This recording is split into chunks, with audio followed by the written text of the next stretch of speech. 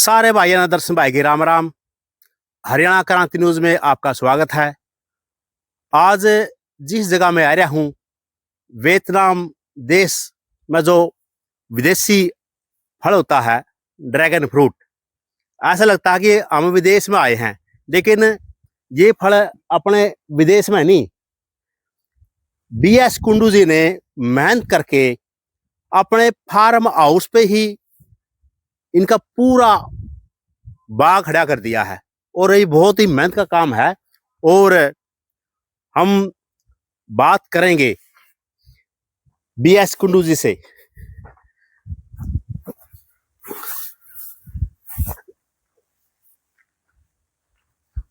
राम राम जी। राम राम जी, नमस्कार।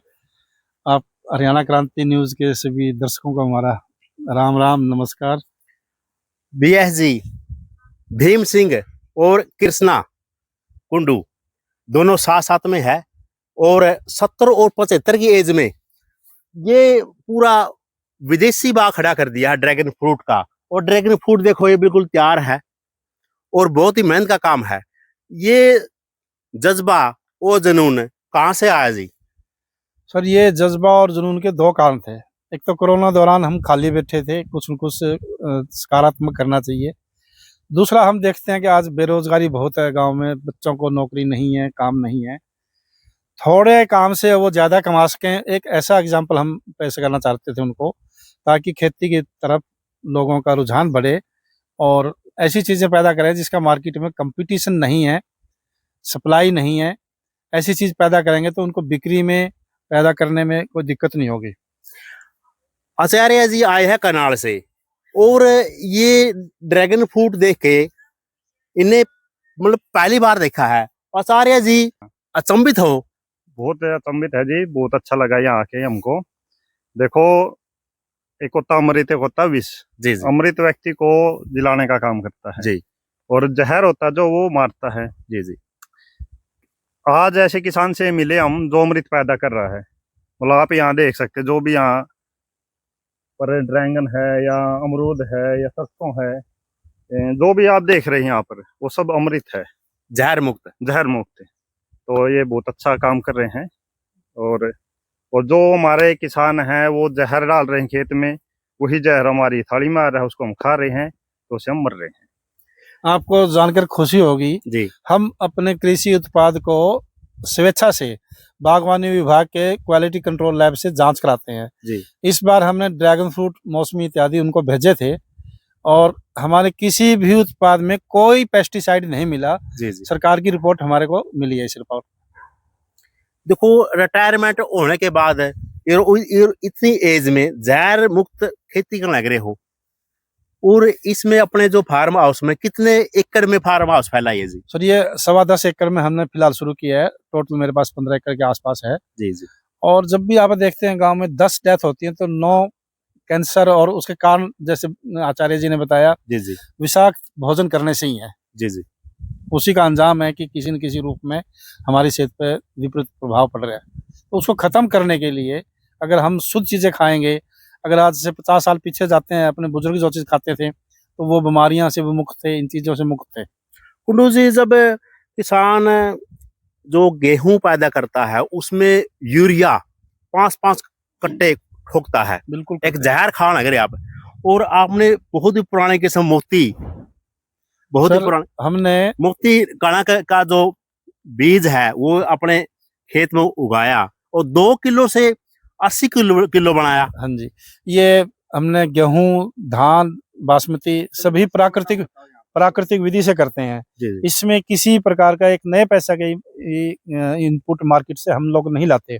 सिर्फ ये गोबर, पानी, जीवामृत, खट्टी लस्सी, इन चीज़ों का प्रयोग करते हैं फंगस वगैरह के लिए। तो नो डाउट इसमें उत्पादन थोड़ा कम होता है, लेकिन हमारे 6500 रुपये में अब जा रही हैं चीज़ें। पिछली साल हमारा रेट था 6000 रुपये में, जी जी। और डिमांड एडवांस रहती है, बिक्री की कोई समस्या है नहीं। और जो इतना बहुत बड़ा बाग लगाया है, मतलब जहर मुक्त है, इसमें सहयोग किनका है जी? सर, सहयोग तो सबसे बड़ा सहयोग तो हमारे जो बेटर हाफ हैं इनके उसके बगैर हम नहीं कर सकते थे कृष्णा जी का कृष्णा जी का। जी जी उसके साथ जो लोग प्राकृतिक कृषि उत्पाद को पसंद करते हैं, इसको बढ़ावा देते हैं, मैं उनका सबसे ज्यादा मांगता हूँ। अगर वो लोग आगे नहीं आएंगे तो हमारे उत्पादन करने का कोई फायदा नहीं है। तो लोगों का जो प्राकृतिक कृषि उत्पाद पसंद करते हैं, आते हैं, मैं उनका बहुत आभारी हूँ इस मामले में। मतलब भीम और कृष्ण की जोड़ी ने गजब कर दिया। क्या कहना चाहोगे जी?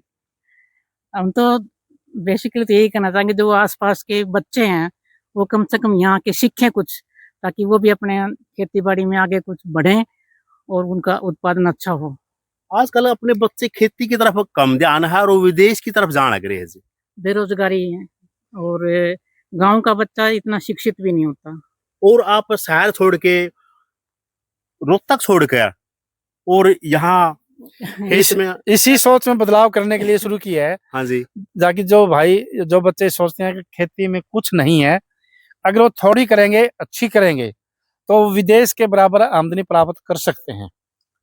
मतलब यदि हम अपने मेहनत के दम पे हिंदुस्तान को बिल्कुल विदेश की तरह बना सकते हैं जी। विदेश में जाने की जरूरत नहीं, अमेरिका देखिए, कनाडा में जाने की जरूरत नहीं जी। सर मैं इसका छोटा एग्जांपल देता हूँ। जी। आज जोत छोटी रह गई है, खेती बाड़ी संभव नहीं है, लेकिन इस तरह की चीजें करें तो संभव है।